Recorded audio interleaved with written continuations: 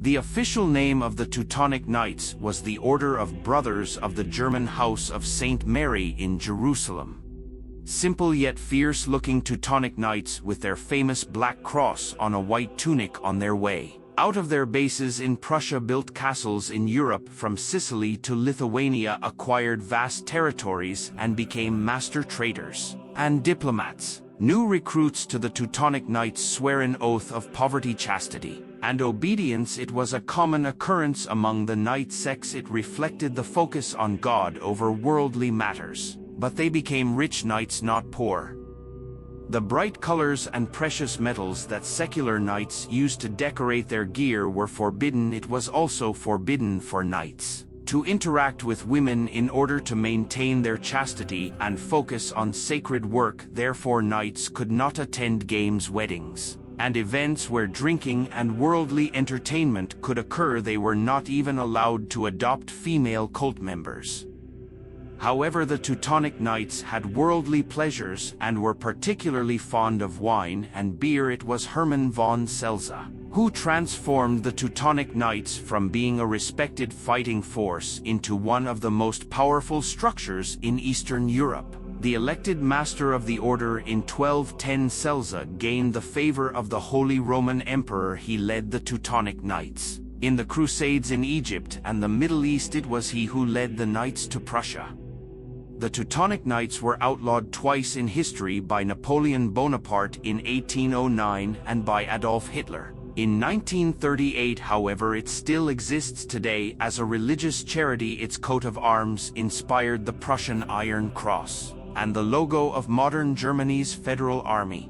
The motto of the Teutonic Knights was help, defend, heal.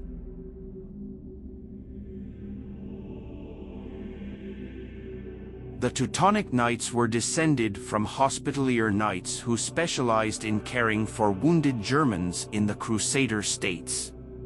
They appeared on the stage of history with the Third Crusade, which was initiated with the seizure of Jerusalem by Saladin. The Crusaders came as far as Jerusalem, but instead of attacking the city, they made an agreement and took a small land around Acre and demanded the safe passage of Christian pilgrims to the Holy Land. The Kingdom of Jerusalem moved around Acre, and the Teutonic Order was officially established here in 1190. The sect began its business by opening a military hospital in the region, and the Teutonic Knights were eventually recognized by the Pope. Even after the fall of Jerusalem, the sect gained many lands in this Holy Land. However, they were never as effective as the Templars and Hospitallers.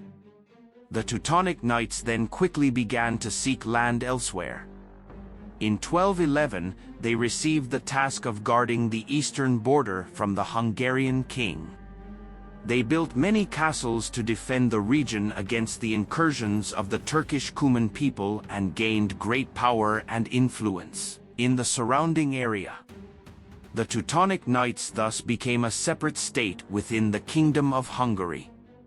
The Hungarian nobility, however, was not happy with the situation and questioned the Knights' true purpose. Under pressure from the nobles, the king formally expelled the Teutonic Knights in 1225. The east of the Hungarians remained open, and the country was soon again raided by the Cumans. The Teutonic Knights were now gaining fame and were soon invited by the Duke of Poland to guard the country's eastern border.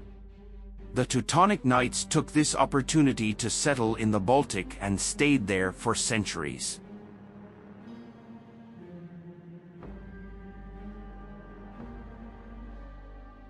With the advance of Muslims in the Middle East, Christians sought new battlegrounds to maintain the Crusader spirit. Pagan Prussian and Baltic tribes were suitable targets for the Teutonic Knights.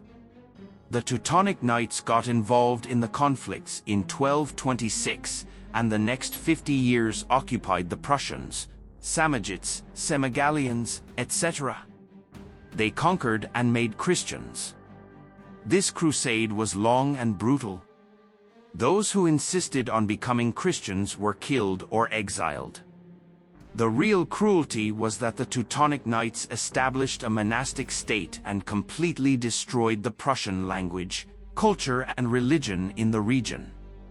The Teutonic Knights later merged with the Livonian Order, which already had a strong state in Latvia and Estonia. The Teutonic lands were growing larger and the sect was in conflict with other powers.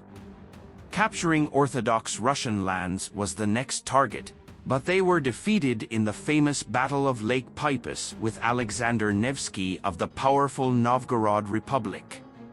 Revolts broke out in Prussia and Livonia as the order went into turmoil. The Teutonic Knights suppressed the revolts with great blood, and in the process they also captured the Danish Duchy of Estonia. The Teutonic Knights remained stable until 1525, but their decline began in 1410 when they fought the Poles who had first invited them into their lands.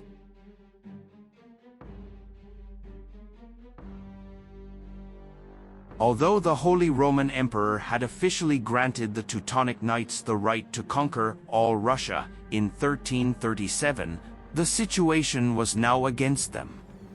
The Lithuanian Grand Duke converted to Christianity in 1386 and married the Queen of Poland. Thus, a great power was now rising in the south of the Teutonic Knights and threatening the existence of the section. In 1410, the Polish-Lithuanian army crushed the Teutons and destroyed 50 of the 60 highest knights. The Teutonic Knights lost territory during this century. Internal conflicts broke out among the Germanic tribes, and the Prussians revolted again and the Teutonic Knights destroyed their lands. In 1466, the Teutonic Knights had to cede West Prussia to the Polish king. The region was later known as Royal Prussia. After a final Polish-Teutonic War, the last Grand Master of the order made a complex and important decision in 1525. He converted to the Lutheran sect and secularized East Prussia, the last region of the order. On top of that, he became the official Duke of Poland, expressing his respect. He called his territory Duchy of Prussia to keep his territory separate from Royal Prussia.